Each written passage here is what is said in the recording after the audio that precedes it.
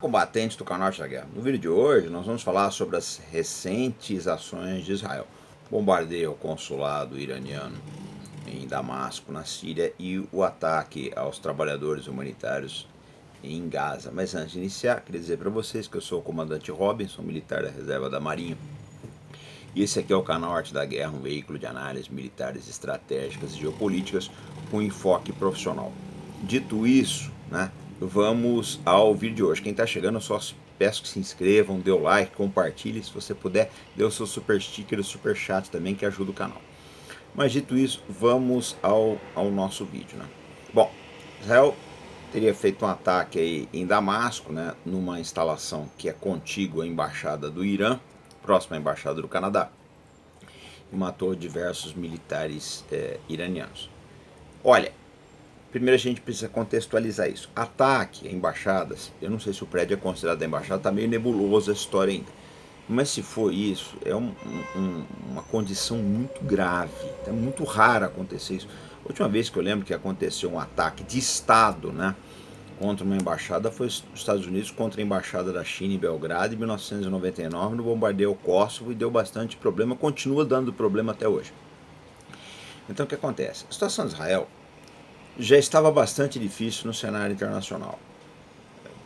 A África do Sul pediu investigações, muitos países estão chamando embaixadores, tem países ameaçando fechar relações aí, Israel, de mocinho da história, já passou a vilão, a gente não tem dúvidas quanto a isso. A dúvida não é já se Israel passou a ser o vilão da história, é se eles vão conseguir se reabilitar um dia.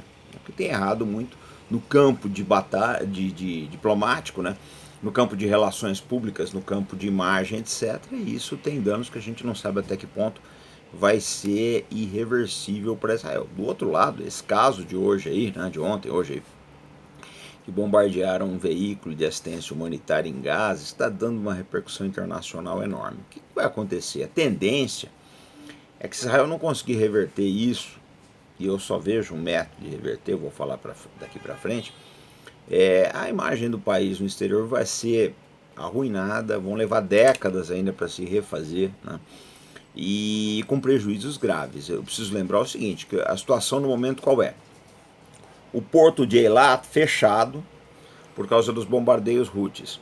Do outro lado, você tem muita gente sendo evacuado aí, do norte de Israel por causa dos bombardeios do Hezbollah.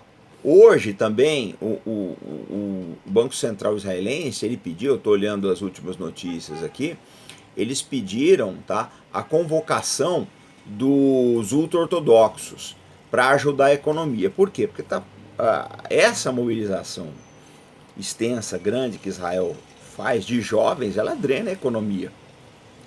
Então, quem que vai estar lá? É o cara que trabalha numa fábrica, que trabalha no escritório, que faz entrega do iFood, essa coisa toda aí. Vai drenando, você leva jovens para a batalha. A população economicamente ativa de um país pequeno que nem Israel, tem aí seus 10 milhões de habitantes, uma mobilização de 300, 400 mil soldados pesa muito. É equivalente no Brasil você mobilizar 6 milhões de pessoas. Então é muito complicado, pesa na economia, bate, a economia sente no bolso. Então, por isso que existe essa pressão dos ultra-ortodoxos. Mas na medida, a gente tem que lembrar também que esses setores religiosos têm uma força muito grande em Israel. Então é difícil, assim, uma força política muito grande que pode minar o governo do Netanyahu.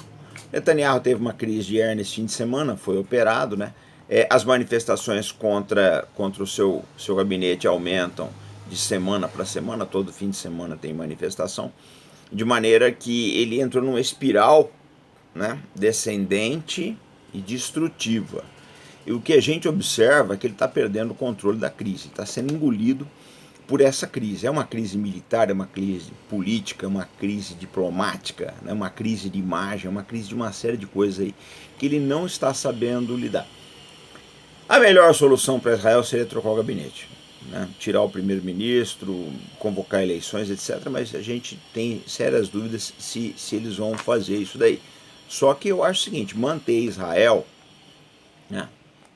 manter Netanyahu, manter o primeiro-ministro Netanyahu é o abraço do afogado para Israel. Israel vai junto com ele, a gente não tem dúvida disso. Por quê? O Netanyahu é um político, ele é um primeiro-ministro, ele vai passar, mas cedo ou mais tarde ele vai sair do cargo. Ninguém fica para sempre. O problema é que os danos que ele está causando a Israel vão ficar. Isso aí vão ser permanentes, vai durar décadas, eu não tenho a dúvida disso. Por quê? Porque antigamente Israel fazia suas guerras, mas eles conseguiam colocar na imprensa uma imagem, né, de que eles estavam do lado certo, uma imagem de vitória, de sucesso, etc., do lado certo da história. Hoje isso já não é mais possível. Isso já não é mais possível, porque existem as redes sociais, a informação é muito fragmentada, né? Então você consegue atingir uma razoável parcela da opinião pública que acaba se mobilizando contra Israel. E dentro do país, contra o Netanyahu. Então essa é a situação que nós temos hoje. O Netanyahu, ele não consegue fazer curva, ele não consegue mudar de rumo, está arrastando o país para o buraco, essa é que é a verdade. Parece que não tem ninguém para soprar no ouvido dele, porque isso vai dar problema. Os próprios Estados Unidos já tentaram, aí a gente viu pela primeira vez aí na história, os Estados Unidos se abster de uma votação aí da ONU, que seria, né, eles poderiam ter agido em favor de Israel, não o fizeram. O governo Biden efetivamente surpreendeu, tá? E então essa atitude dos Estados Unidos é inédita e é um indicativo, né, da doença, é um sintoma da doença, é uma febre que indica que o paciente vai mal em termos de relações diplomáticas, né? Pela obstinação do Netanyahu em prosseguir com essa guerra, uma guerra altamente impopular no resto do mundo, embora Israel tenha seu apoio, e assim, que está sacrificando a economia do país, em termos militares, apresenta poucos resultados. Eu preciso lembrar primeiro que a gente não está vendo quase libertação de reféns, né? E segundo também, os Estados Unidos agora precisaram vender um lote gigantesco de armas para Israel para repor as perdas. Então, eu acho assim, embora essas coisas não cheguem ao grande público, Israel sofre revés nessa guerra, há um desgaste militar muito grande e o que é pior, não há solução à vista. Eu estou fazendo esse vídeo dia 2 de maio, daqui a 4 dias vai se completar 6 meses de guerra. Quer dizer, nós já tivemos a guerra dos 6 dias, agora tem a guerra dos 6 meses sem solução à vista, com a economia ainda em béstia, as relações internacionais do país, conforme eu já disse, também numa situação difícil. Então a gente não vê outra solução que não seja, né, tirar o Netanyahu. Perder os anéis para preservar os dedos, essa é a realidade, mas parece que é uma solução que ainda está longe, né? Parece que está longe aí de se concretizar, mas é a única saída que nós enxergamos. O Netanyahu, a crise se tornou maior que ele, acho que é um dos maiores erros de um governante é deixar que a crise se torne maior que ele, é ficar menor diante da crise. Foi o que aconteceu com o Netanyahu. A gente sabe que tem torcida aqui no Brasil, etc., mas é hora de olhar de uma maneira muito fria. Eu acho que mesmo as pessoas que são a favor de Israel, né, e a gente vê todos os tipos de público, os a favor, os contra, faz parte da vida, mas eu acho que as pessoas que são a favor de Israel, elas têm que pensar em termos de contenção de dano. Tá? O Netanyahu é o combustível, é o combustível principal dessa crise. Tirado ele, pode ser que a chama diminua.